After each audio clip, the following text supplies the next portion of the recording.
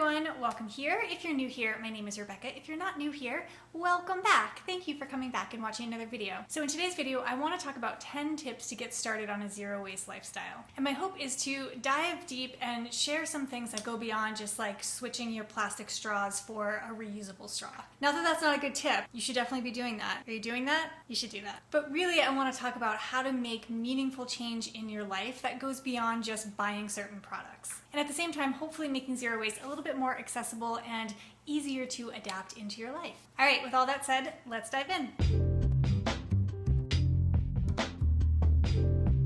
All right, my first zero waste tip for beginners is to start by doing nothing. But seriously, hear me out. I feel like the actual change and shift that comes in your life will come from the observation of your current habits rather than starting to make immediate change. So as you move through your day, starting to recognize and name some of the things that you're doing that might not be the most sustainable thing. So as you're in the shower, maybe looking at what's your shampoo, what are the ingredients, what kind of packaging does it come in, where did you get it? But you don't necessarily need to take any action, right? It's just about shifting the way that you're looking at your life and the way that you look at the things that you're doing and your actions. Trying to see maybe somewhere where the low-hanging fruit is, so like things that can be changed really easily. But really the foundation of this one is to start to see the world in a different way. I like to think of zero waste as like once you see it, you can't unsee it, which is sort of like a double-edged sword, right? Like I can no longer now move through my life without a care in the world about single-use plastic, for instance. And in some ways that's annoying because I'm constantly thinking of it, but in some ways that's great because it reduces my use of single-use plastic. So before taking any action, before changing anything, before buying new products, just starting to observe your current habits. My second tip is to share with people that you are now on a sustainability journey. And this is great for a couple of reasons. One, it can help hold you accountable. Living a low waste or sustainable lifestyle can be a lot of work and it's exhausting sometimes, right? You're constantly thinking about your every move. So especially to start, it can be really easy to kind of fall backwards. So if you tell people, if you share it with others, they'll help hold you accountable on that journey. The other great part about this is that they also might be helpful to you, right? If you're doing something that you don't know that there's a more sustainable way to do, or you don't know that there's a low waste option for this sort of product, sharing with other people that you're on a sustainability journey, they might be able to give you some tips of their own. For instance, if somebody doesn't tell me that they are trying to live a more sustainable lifestyle, I'm not going to give them unsolicited advice. Like you do you. I'm not here to preach to anybody about how they should be living their life unless they want me to. So if somebody shares with me that they are now trying to live a more low waste life and say we're out to dinner together, as we move through that dinner I might be like, oh, a lower waste option would be to split this meal so there's no leftovers, or asking them if they could do something like package the leftovers in aluminum foil, right? We could have that kind of open dialogue. So sharing with others that you're on this journey can really, really help. My third tip for zero waste beginners is to learn about waste management in your area. There's a lot of content and videos out there that will tell you sort of what's recyclable, what's not, what you can compost, how you should compost.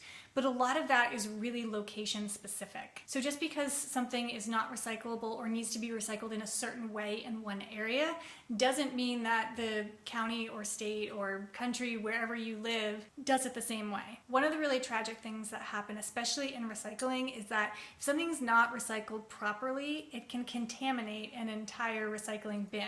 So if there's the incorrect item in there or something hasn't been washed or cleaned properly, it can really wreak havoc on the whole system. So it goes a lot deeper than just like, oh, I threw the wrong thing in the recycling. Same thing if you have any sort of municipal composting. There's usually very strict rules on what can and cannot go in there. The easiest way to learn these rules is to just Google it. A lot of these waste management companies, if it is done by a private company like it is in my town, they have a website that breaks everything down exactly how you need to prepare something to be recycled or to be thrown away. If your waste management is run by your city, you can usually do the same thing on the city's website. I've lived in both sort of rural and very urban areas and have been able to find all of this information online. But if you can't find it through those types of websites, it is still worth Googling because you might have other eco eco-friendly sustainability warriors in your area who are publishing this information. My fourth tip is to swap your grocery bags for reusable bags. Okay, before you roll your eyes at me and say like, yes, we know, we've all been doing this for 15 years. I know this one is like pretty table stakes, but here's why it made the list and why I think it's so important. When I bring my grocery bags to shop, one of two things happens. Either they're on my shoulder if I'm like at the farmer's market or something, or if I have like a grocery cart, they're sitting right on top of the cart. And what's great about this is that they're almost like a little bit of a reminder. So like everything that I grab to put in my cart, like I have to look down and see my grocery bags and remember that I am committed to this. So if I'm gonna go grab something that's in a single-use plastic, it makes me pause for a second and be like, is there a better way to do this? Do I need this thing in single-use plastic? Can I do better? Having my grocery bags there is almost like my little zero waste North Star. Like, don't forget what you're doing. Don't forget your value system. Like, here we are. Don't forget about us. You know? All right, my next tip, if you do nothing else coming out of this video, please do this. Compost. It is incredible the amount of waste you can cut down on by composting. And composting can be overwhelming, but my recommendation to you would be just start. The way that I started my compost is to just take a big cardboard box and to get things kind of going, and because I was nervous about composting in the desert, I just put some already finished soil on the bottom and then started throwing my food scraps in. If you start to Google composting, you'll get into some really sophisticated science behind how to get the right mix of nutrients in the soil. But if you're a beginner, like just start doing it. You can worry about refining things later, like just start throwing your food scraps in, throw some dried leaves on top, and just let it start to work its magic, because it will.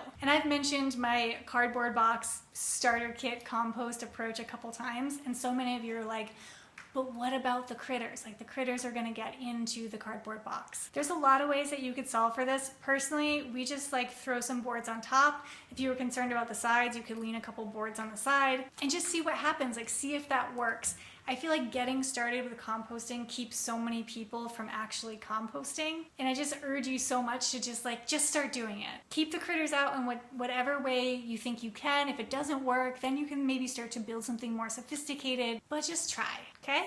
Are you gonna do it? Leave me a comment. Tell me if you already composted, or if coming out of this video, you are at least gonna try. All right, my next tip is to think secondhand first. Consumerism and consumption of things is a reality of our lives. The way that most of us live, we do need to purchase things. So this tip is really around examining that purchase behavior. So if you identify a need in your life to go purchase something new, start developing the habit to first go, look on Facebook Marketplace, or if you're looking for clothes, do something like Poshmark or ThredUp. Starting to change that behavior that your automatic thought is to purchase something new.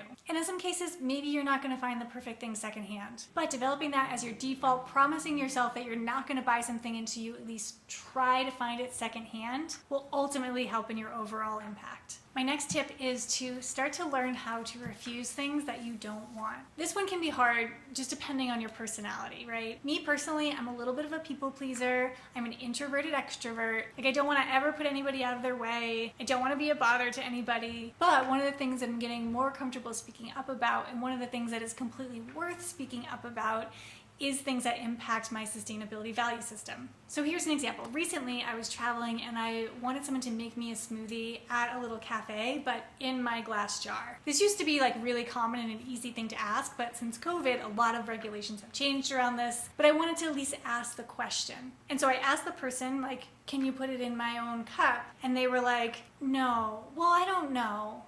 I don't think so. Like they gave me kind of a no, but the kind of no that was like, I don't know, so I'm saying no, So I said back to them, like, do you mind finding out if that's okay? So then that person had to go find and ask the manager, and like, there was people in line behind me, and that's just like my total nightmare, Like I'm putting that person out, and like all the people behind me were waiting. It's the thing I get completely embarrassed about and hate doing. But ultimately, the answer was yes. And so I saved the plastic cup and the straw and the plastic lid, and hopefully maybe the people in line behind me saw that and then they did the same thing. So even if it feels a little bit uncomfortable, even if it's not really in your nature to ask questions like that or to refuse things, I think it is an important important muscle to start to build. Number 9 on the list is to develop a fix first mindset. I feel like people, especially I will say my generation, I'm a millennial, I was born in the 80s. We grew up with this really disposable mindset that if something is broken, you get a new one. And part of that I do think is like the time that we grew up in, but also in present day, some things are really cheap and easy to replace. But just because it's cheap and easy, it doesn't necessarily mean that that is